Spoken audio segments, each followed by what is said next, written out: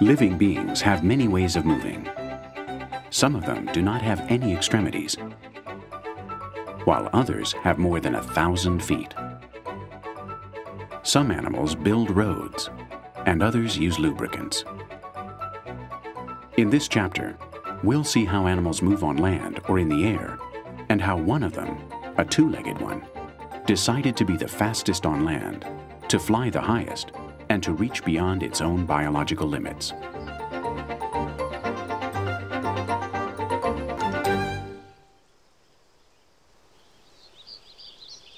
Another hot summer is ending on the European continent. The last plants have germinated and let their seeds loose. It's the moment the ants are waiting for.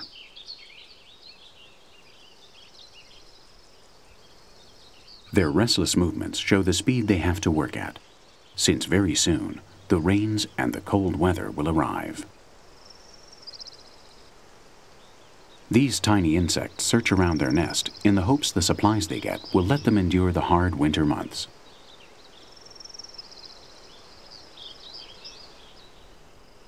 In this season, small traffic jams appear on these little country roads. But these roads are not covered by asphalt, but by a layer of chemical substances that marks the shortest route between the food source and the pantry. It's a scented communication system. Ants follow the odor left by their earlier colleagues while they reinforce it.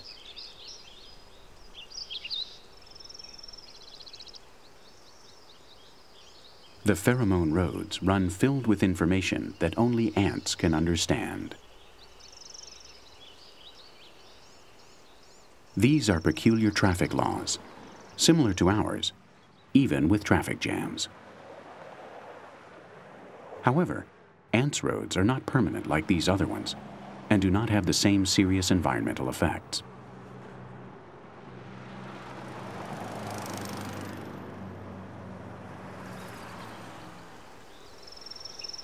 The Earth's hardest working insects make detours and build bridges that are only used for a few hours before vanishing.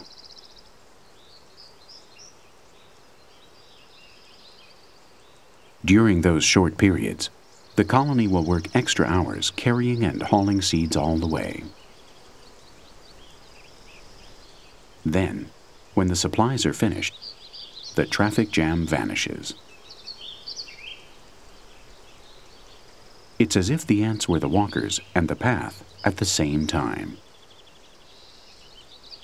These virtual highways disappear after the last car has gone through.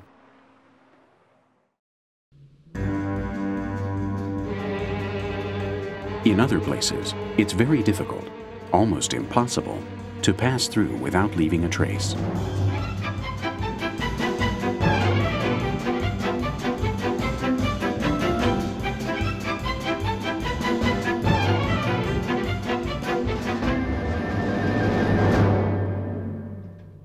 In soil this soft, no animal can avoid sinking, and the shortest trip over sand is exhausting.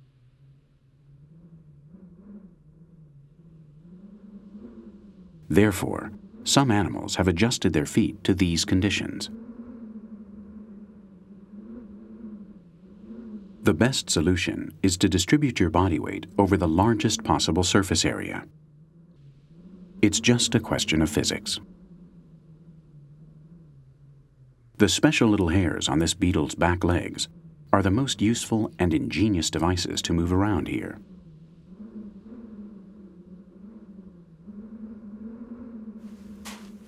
Anything that provides a wider support surface facilitates your movements.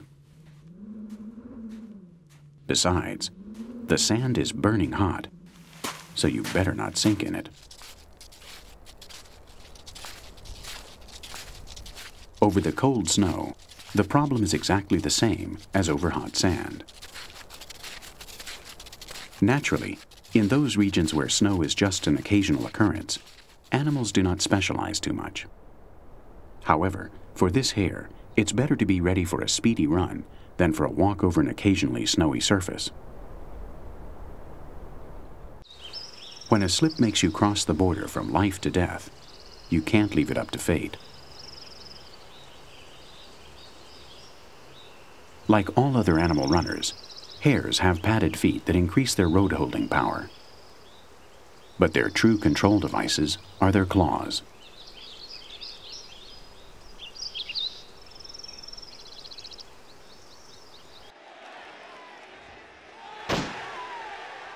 An athlete only needs to gain a few tenths of a second to cross the line from failure to a record in the competitive world of sports.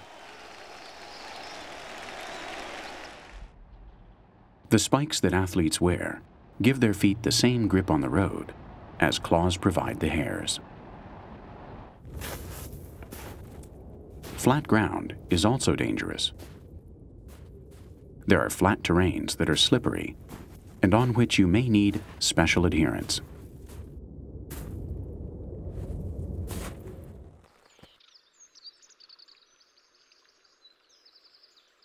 Every kind of safe movement has been invented in the natural world.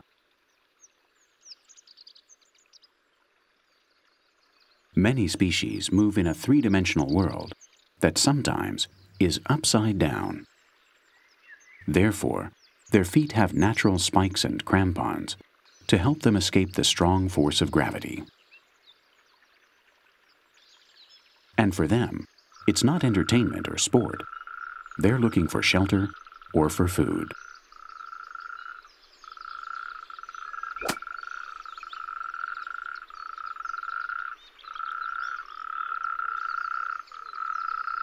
In a world of hungry beings, safety is always a relative concept.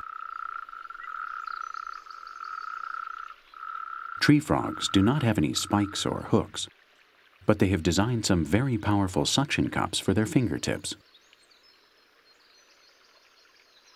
They stick to trees thanks to the vacuum effect produced when the suction cups are pressed against a flat surface.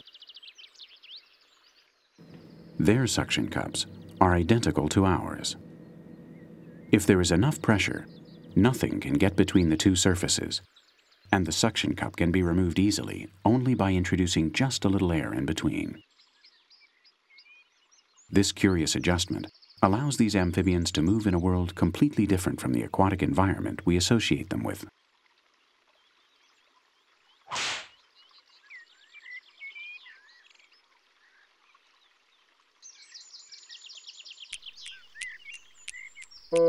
Frogs are not the only animals that use such an original system. Many species of caterpillar have strange suction cup feet. Most of them spend their lives on the plant they were born on and never reach the ground. They're always moving around on stems and fighting for the juicier leaves. They depend on the power of their suction cups.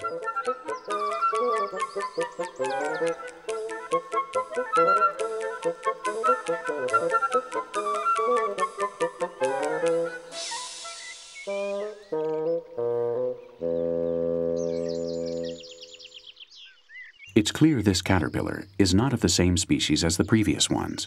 It spends most of its life on the ground. It seems to prefer dry branches to fresh leaves. This strange behavior begins to make sense later in the day.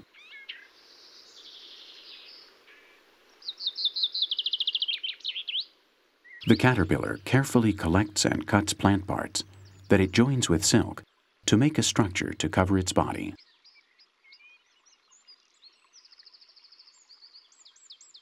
This shelter provides the animal with isolation and rest, and turns it invisible to its enemies.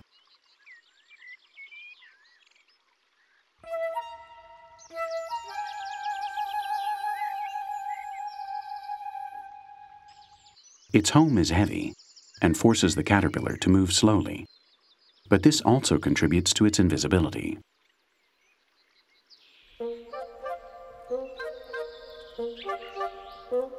Its sleeping bag protects the caterpillar wherever it goes.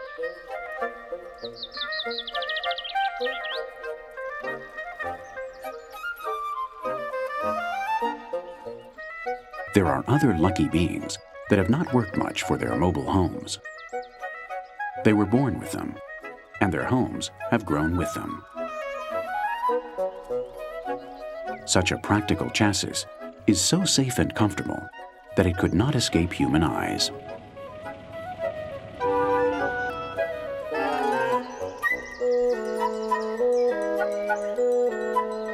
There's no doubt that a travel home is comfortable. It allows you freedom, and you can sleep or feed anywhere, away from other people, the same goals as ours.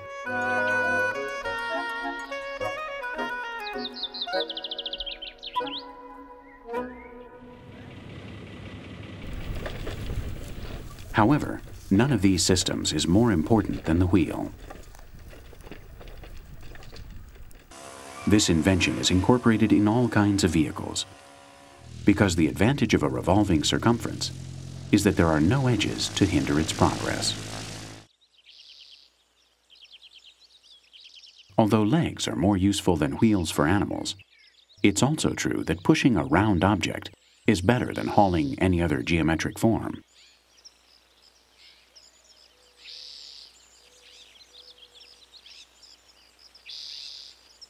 Hundreds of dung beetles may meet over a large elephant stool, and they all have the same goal.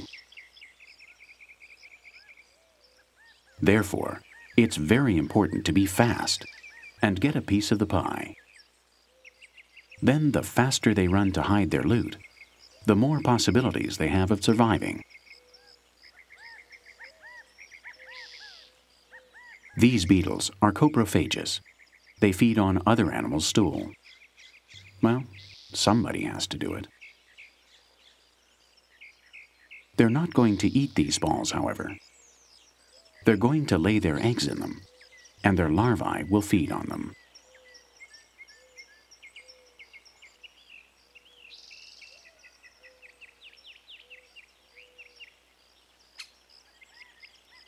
This beetle is not an expert, as the shape of its ball shows, but it has found a place to hide it. The beetle digs a hole and lays an egg inside the dung ball.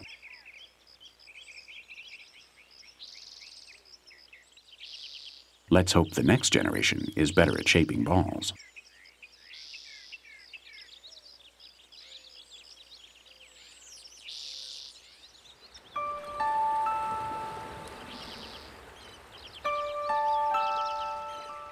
It seems that nature has not given the same things to all land species.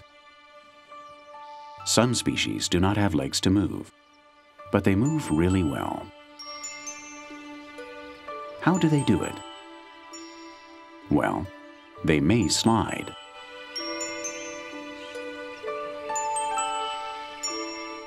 Slugs left the water some millions of years ago. They changed their gills for lungs, but they still depend on water. In fact, to avoid dehydration, they are forced to secrete mucus continuously to cover their bodies. This substance is able to absorb humidity from the air. And when the mucus is produced under its foot, it creates a film to slide on.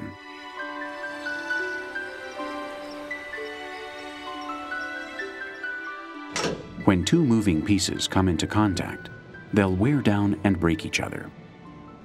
To prevent damage and facilitate sliding, man makes use of synthetic lubricants.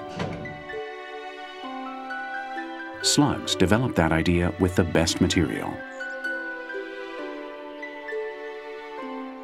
Without their lubricant, the friction against the ground would damage their bodies so much that they would wear out, like an eraser wears out.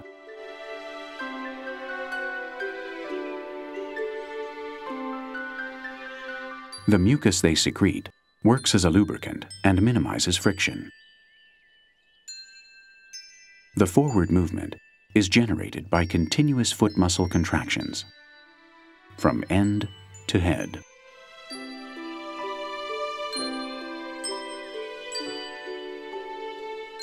Mucus and contractions result in an extraordinary way of moving that we have copied in our most modern escalators.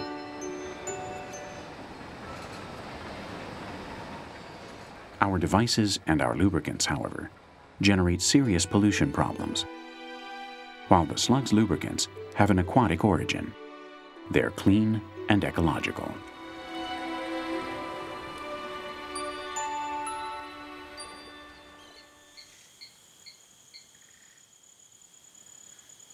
Snakes don't have extremities either, and must also slither on the ground. However, they don't need any lubricants. They don't slide and don't suffer friction damage. Hard, polished scales cover them.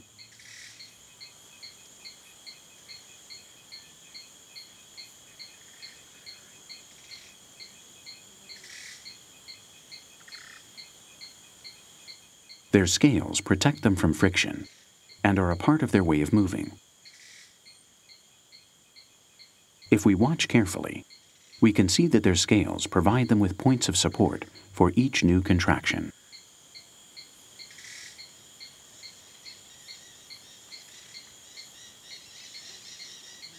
The scales also prevent the snake from falling back when it's climbing. Each scale gets caught on the projections in the ground.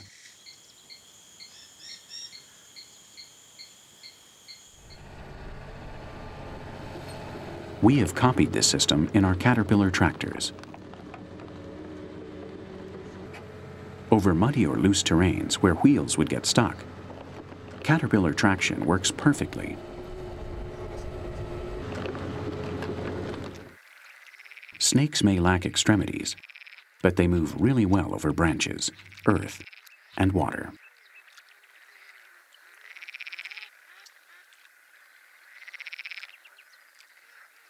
The Ophidian way of moving is so practical that evolution has also given it to this species of lizards. They lost their extremities in order to be able to use the same fluid movement of their envied and scaly relatives. It's true that primitive reptiles had a lot of time to evolve, and some of them are really special when moving. The Dracovolans, the flying dragon, is very good at climbing and has developed a membrane that allows it to fly.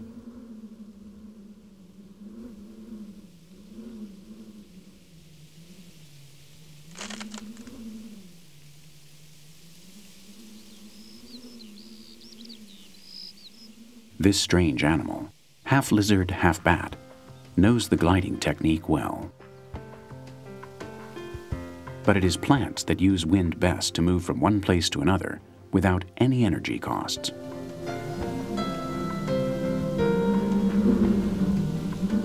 Plants fly at two different stages. First, pollen must be spread to successfully fulfill the need for fertilization and genetic crossing. In the second stage, seeds must spread as far as possible to colonize new habitats.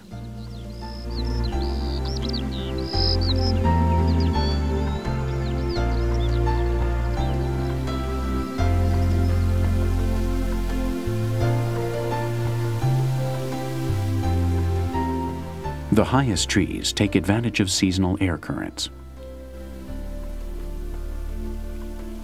Thanks to the wind, new lives will germinate in places where they don't have to fight with their progenitors for a ray of sunlight or for water. To make the trip, the seeds of each plant family have undergone certain adaptations until they became efficient gliding devices that move away from their starting point.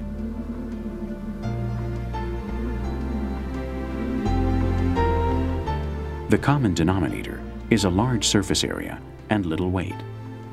This is the secret that enables seeds to hang in the sky.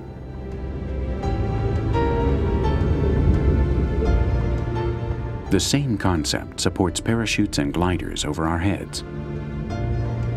A wide sail that collects the wind is enough to fly like the plants do.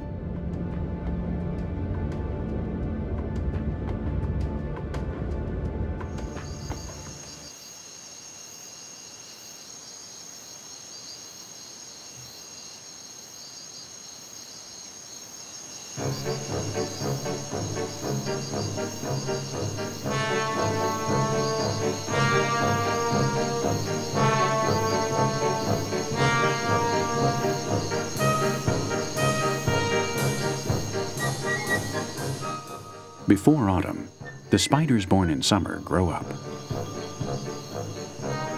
They need more food, and their competition is stronger. Their only solution is to find a hunting territory with few rivals.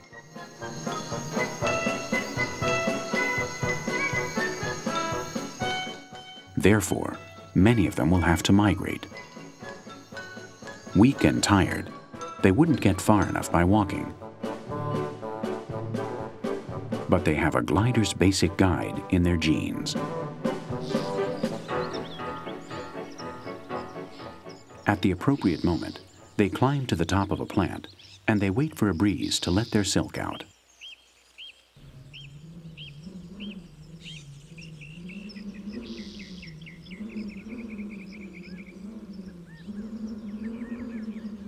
When a warm ascending current catches the silk, it pulls the spider and takes it toward the sky in a mysterious one-way trip. Wind and silk thread, thermal currents and sails. At this moment, the countryside witnesses the advantage of effortless flying. Thousands of threads left to fade and entangled in plants show that flying is much better than walking, even if you have 8 legs.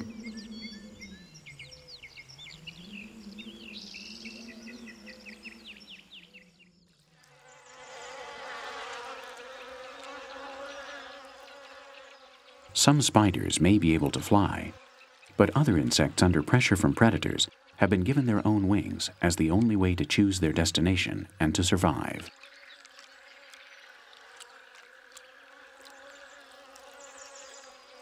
Most of the 6-legged species also have 2 or even 4 wings. Some of them move slowly, others are fast. A few of them can stay suspended in air or go backwards. These are movements that our flying devices have achieved with the most sophisticated technology. Our airships seem large insects come from a faraway past and can even carry passengers, something that we thought was an original idea.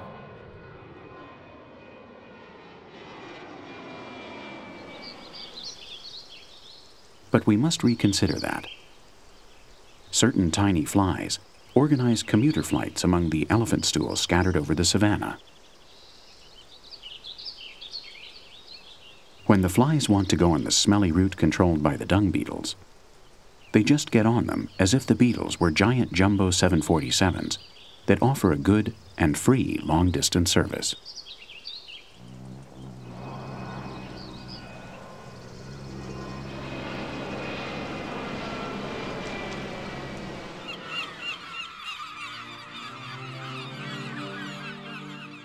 Our ancestral dream of flying shows that man has always tried to anticipate evolution. Nature has not given man wings. This genetic path was closed for all the primates. However, the smartest primate found inspiration in the birds and their wings. But only that, inspiration. Our planes are only similar in form to their models. Everything birds do to float suspended on the air has been studied, but wing flapping, the air in one's face, and a quiet flight with organic fuels are not for our engineers.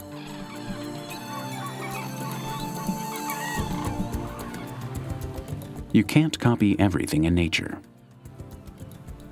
Art won't accept plagiarism. And this is art in movement.